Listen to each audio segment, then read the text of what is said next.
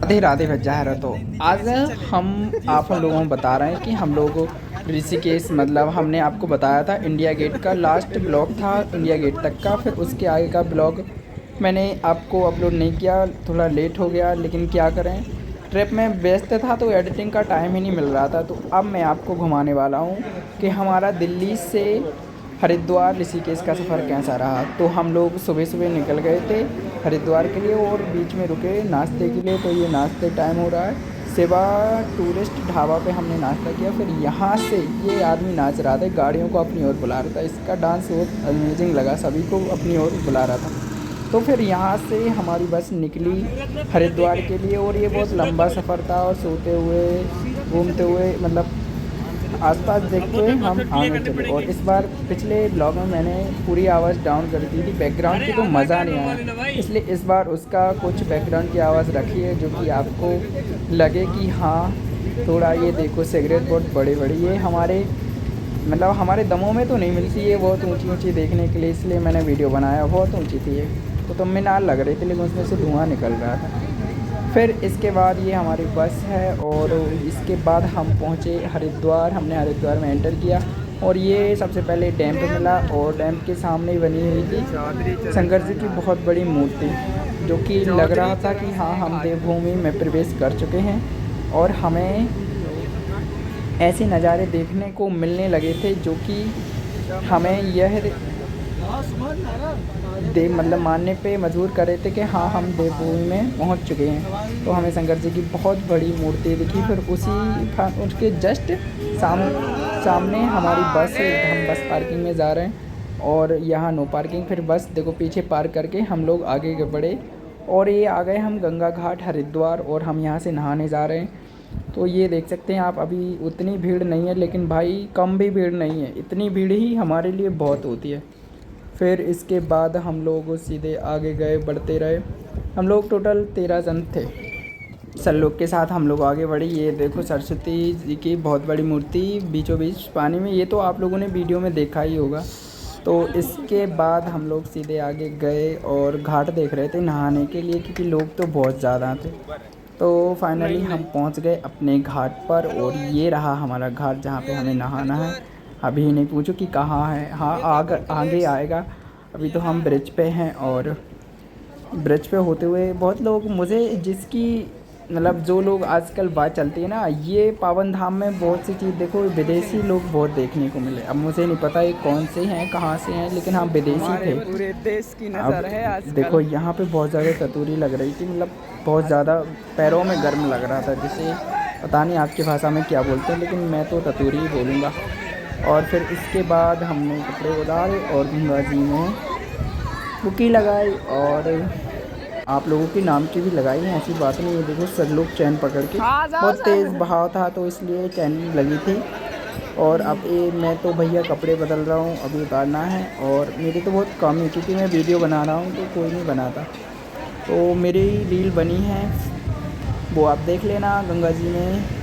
फिर इसके बाद हम लोग को लगी है बहुत करीब भूख, क्योंकि नाश्ता, हाँ सिर्फ हमने अभी नाश्ता ही किया है, अब डिनर नहीं, लंच नहीं हुआ है।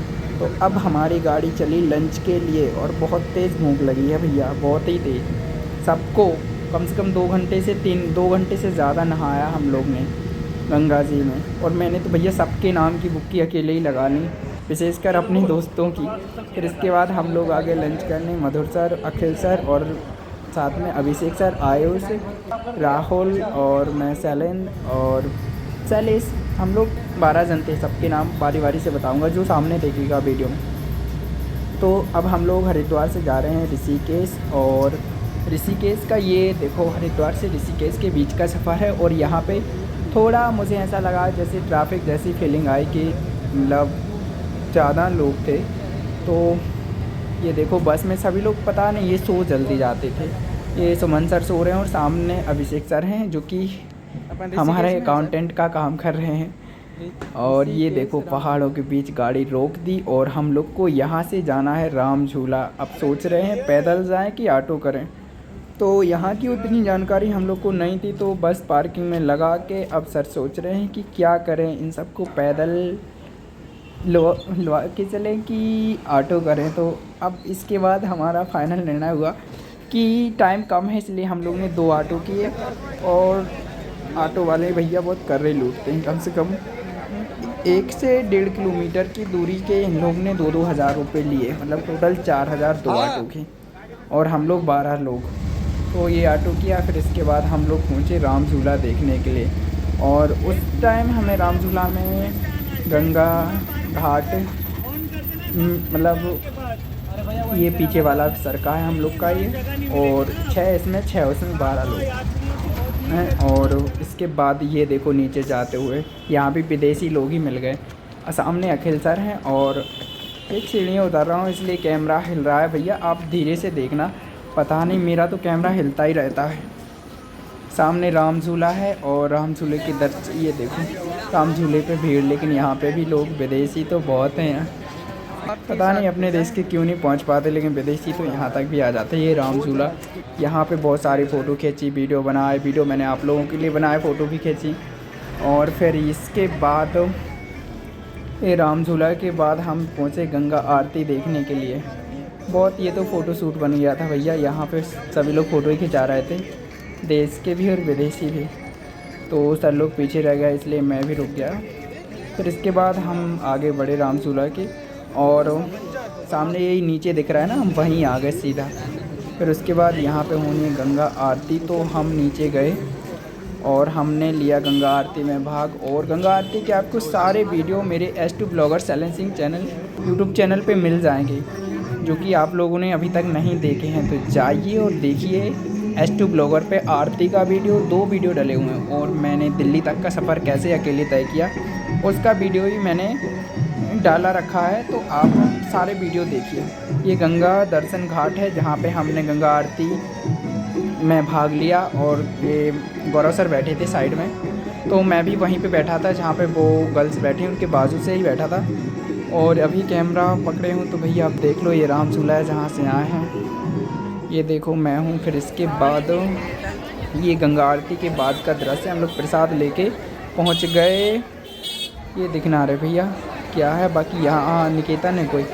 फिर यहाँ पे आए, यहाँ पे भी हमने दर्शन किए, मतलब यहाँ पे भी अच्छा घाट है, लेकिन यहाँ पे पानी नहीं था उतना ज़्यादा। तो फिर इसके बाद यहाँ पे बहुत सी चीज़ अच्छी लगी। ये रथ है जो सामने है, और गंगा जी की बहुत अच्छी, ये लिखा था आई लव माँ गंगा, और नीचे ऋषिकेश लिखा हुआ था।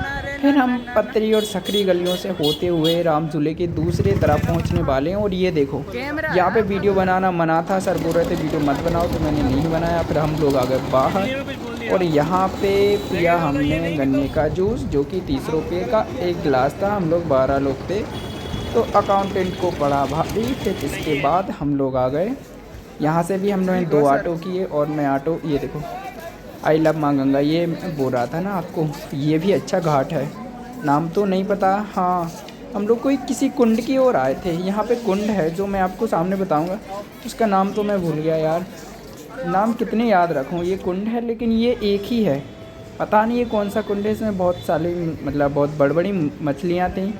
और यहाँ पे हमने दर्शन किए। हाँ, ऋषि कुंड, हाँ ऋषि कुंड सामने लिखा भी है। कितना गहरा ऋषि कुंड में आए हम, ये पैदल ही आए थे यहाँ तक। फिर ऋषि कुंड पे यहाँ सब जनों ने आरती पूजा की।